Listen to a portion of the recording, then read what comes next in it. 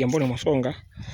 Kuna shamba hili linauzwa, lina ukubwa wa eka 4, eka 4.5. Bei ni milioni 150 kwa shamba lote. Ni hili hapa, ndani yake lina miembe kama unavyoona. Mtaa wake ni jirani na Mbwana Samata. Huyu ni Mbwana Samata, ambapo plani yake ni kujenga academy za mipira. Kwa hiyo sisi shamba letu ni hili, eka 4.5, bei milioni 150.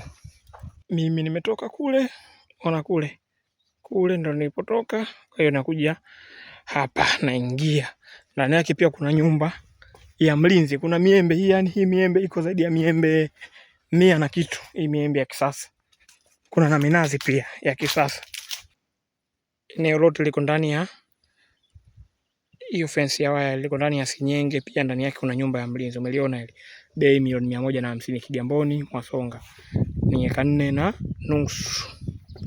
Ni eneo zuri sana kibiashara.